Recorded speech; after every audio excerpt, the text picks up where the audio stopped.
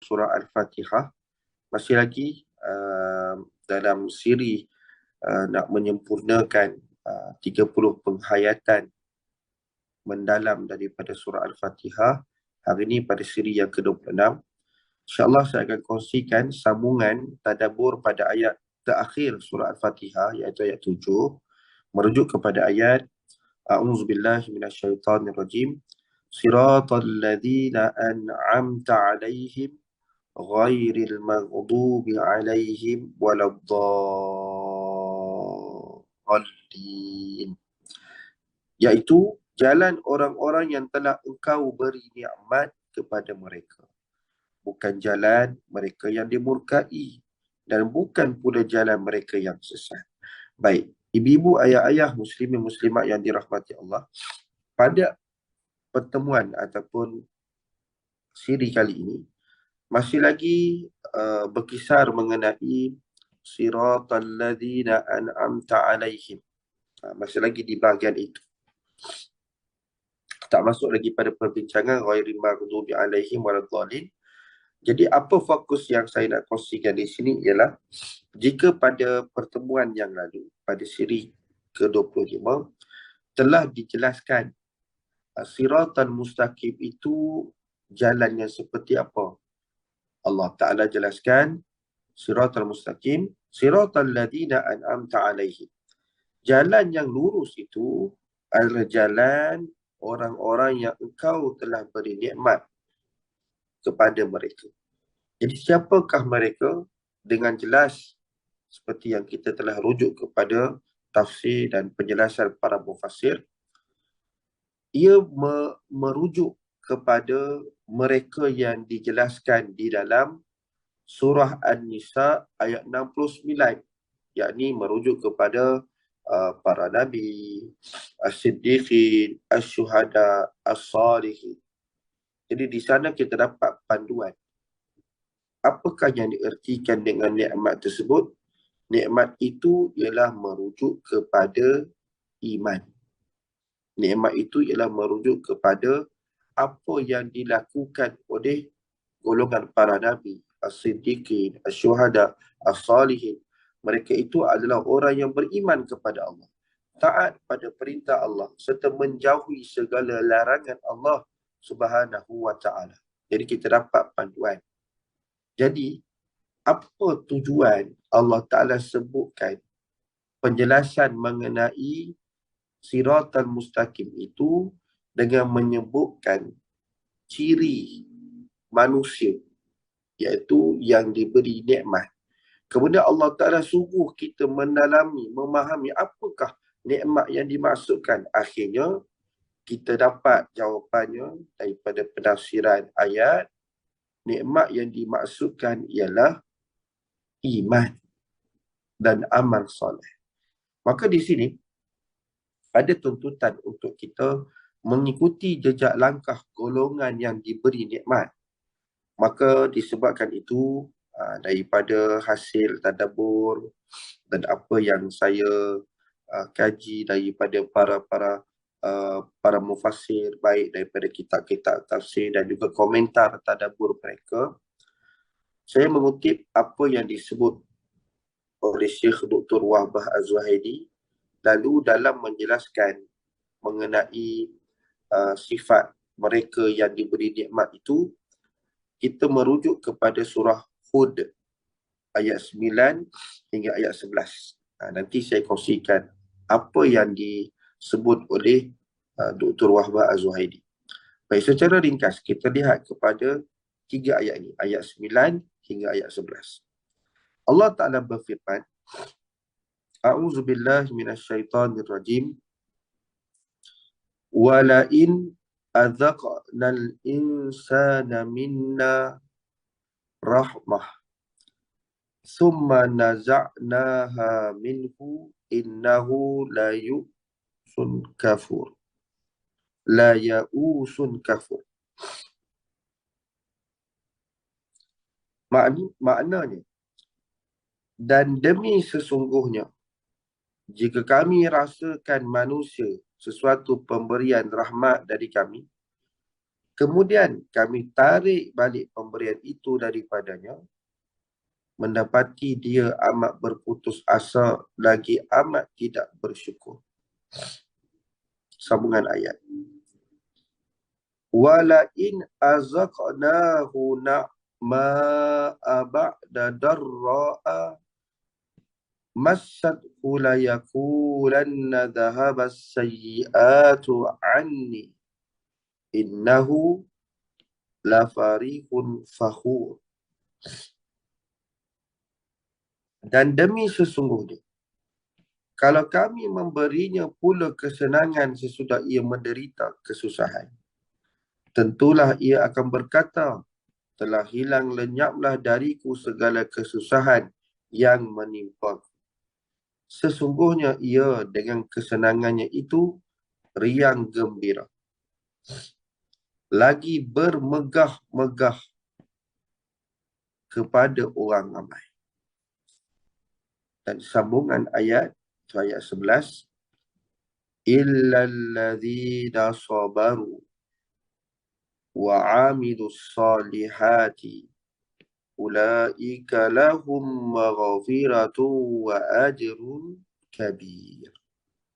Kecuali orang-orang yang sabar dan mengerjakan amal soleh, maka mereka itu akan beroleh keampunan dan pahala yang besar. Muslimin muslimat yang dirahmati Allah lagi dikasihi Nabi SAW. Jadi cuba lihat seketika pada 3 ayat ni, ayat 9, 10 dan 11 daripada surah Hud. Apa yang perlu untuk kita tahu daripada ayat? Baik, secara ringkas saja.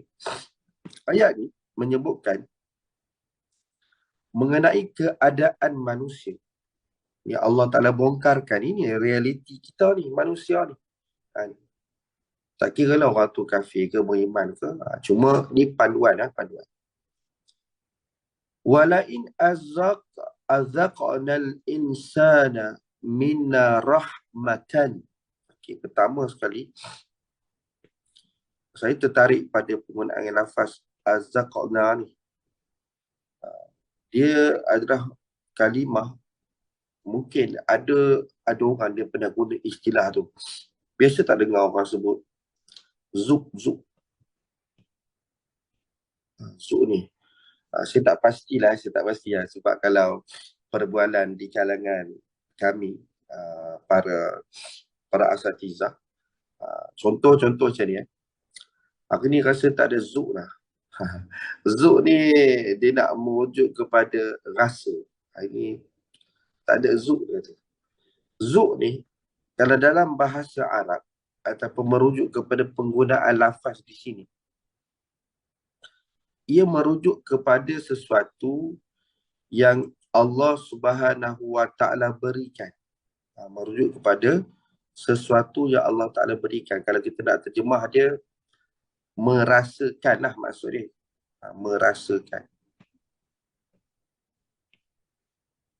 Merasakan.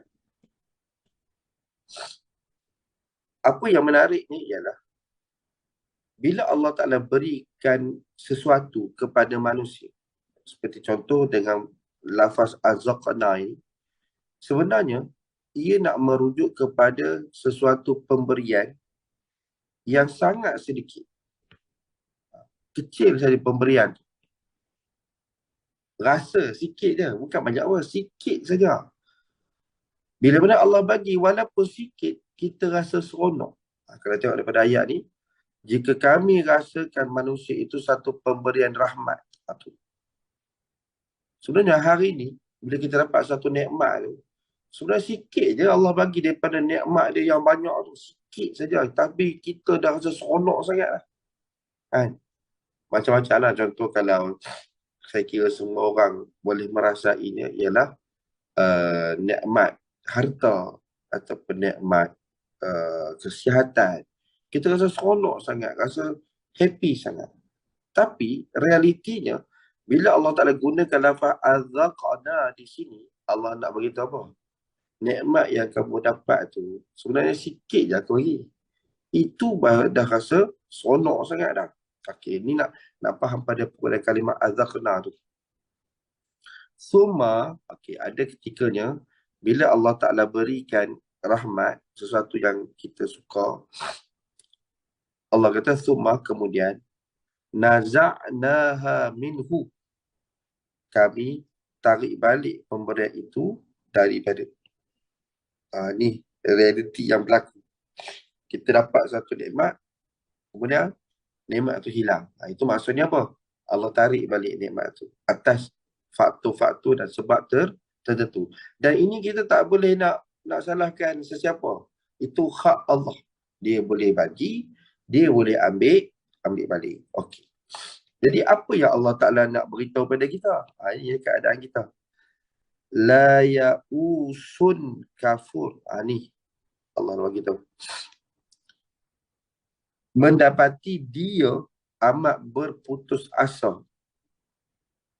lagi amat tidak bersyukur. Okey, ini pertama. Ini ada kaitan dengan karakter orang-orang kafir musyrik. Sama ayat. Kemudian Allah beritahu lagi, walain azaqnahu na'ma'a ba'da darra'a. Okey, ni perkara yang kedua. Allah Ta'ala beritahu lagi, dan demi sesungguhnya kalau kami memberinya pula kesenangan sesudah ia menderita kesusahan. Ni sampai sini.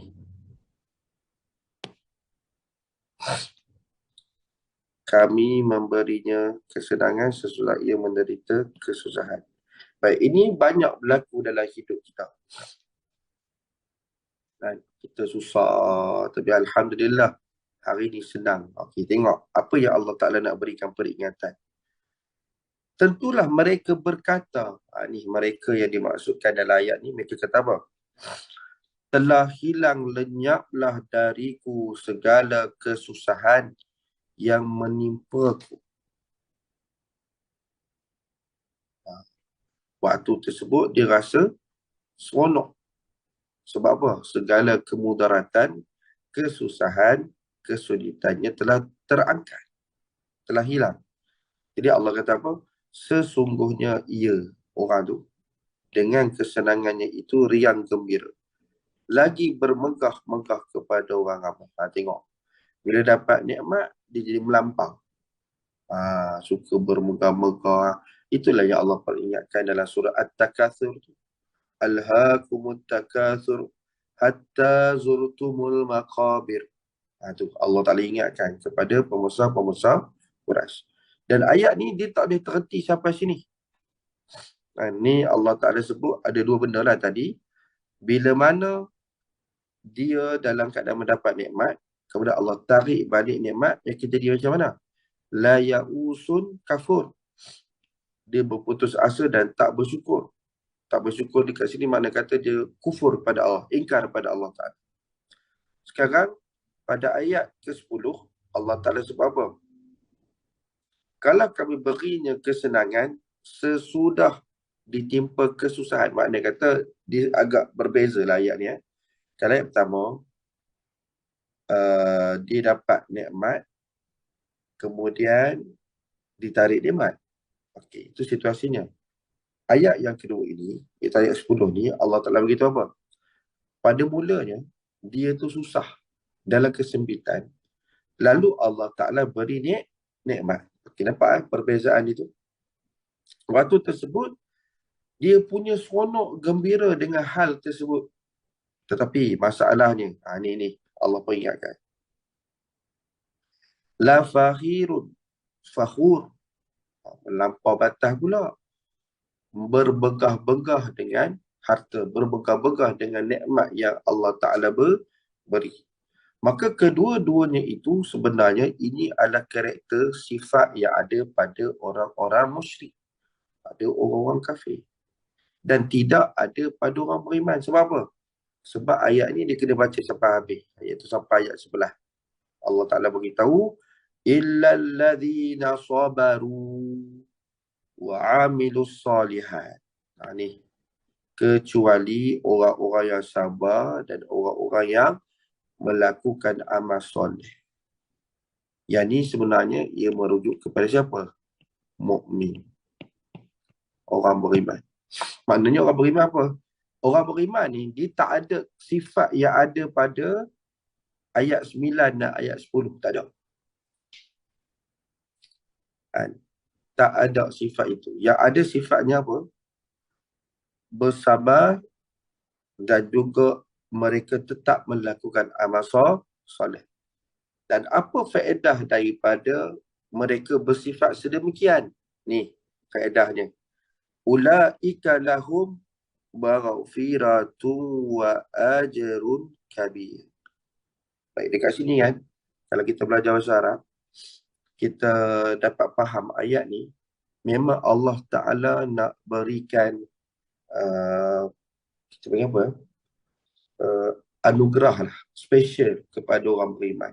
Kenapa? Cuba tengok pada ayat yang saya kotakkan dengan warna biru tu.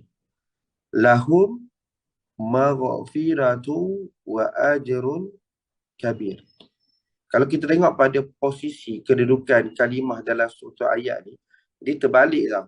Bukan terbalik tu maknanya ayat tu salah dah. Terbalik tu menunjukkan kepada makna ikhtisas. Maksud ikhtisas, senang kata pengkhususan. Bahasa mudahnya begini. Allah Ta'ala nak beritahu, semua perkara ini yang telah Allah Ta'ala jelaskan pada ayat 9 dan 10, iaitu bila mana ada orang dia dapat nikmat, kemudian Allah tarik nikmat, dia jadi orang yang berputus asa dan kufur pada Allah. Manakala ada juga orang yang mana dia asalnya susah, kemudian diberikan nikmat pada dia, dia jadi orang yang melampau batas. Dia jadi orang yang suka bermegah-megah. Sifat-sifat itu tidak ada pada orang beriman. Yang ada sifatnya seperti apa? Iaitu alladzina sabaru wa amilus solihat. Mereka ni adalah orang yang sabar dan melakukan amal soleh. Jadi, apakah faedah ganjaran yang Allah berikan kepada orang beriman disebabkan mereka bersifat ataupun karakternya seperti itu? Lalu ganjarannya Allah kata apa? Ulaika lahum maghfiratu wa ajrun kabir. Dekat sini ada penyebutan lafaz lahum. Bagi mereka disebutkan dulu sebelum lafaz maghfirah dan juga ajrun kabir. Tujuannya ikhtisas, pengkhususan. Semua yang Allah Ta'ala sediakan ini, ada dua yang Allah Ta'ala berikan. Yang pertama, maghfirah, keampunan. Yang kedua, ajrun kabir. Selalunya ditafsirkan ajrun kabir itu dengan syurga. Jadi nikmat tersebut Allah beri khusus bagi siapa? Lahum. Yakni bagi orang-orang yang ni. Alladzina sabaru wa amilus solihat. Dekat sini kita dapat satu panduan. Orang mukmin, orang beriman ni dia ada dua sifat. Sifat pertama dia sabar. Sifat kedua dia beramal soleh. Jadi kalau kita ada sifat dan karakter itu, maka kita mengharapkan kitalah orang yang mendapat ganjaran ini. Ganjaran pertama yang kita nak sangat apa dia? Maghfirah. Kita ni manusia ni pendosa. Banyak maksiat kita buat. Dan perkara yang paling kita nak sekali ialah Allah ampunkan dosa kita. Tu, dalam banyak-banyak perkara yang kita nak, kita minta je tu. Jangan pernah lupa untuk minta supaya Allah Ta'ala ampunkan dosa. Yang kedua sudah pasti. Bila kita meninggalkan dunia ini, kita berada di kehidupan akhirat. Dan sudah pasti kehidupan akhirat itu kita ingin berada di dalam syurga. Baik.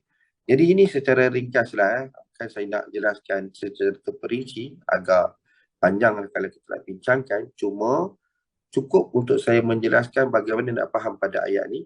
Dan nak lebih faham lagi, saya menakarkan saja apa yang disebut oleh Syekh Dr. Rabah Az-Zuhaili.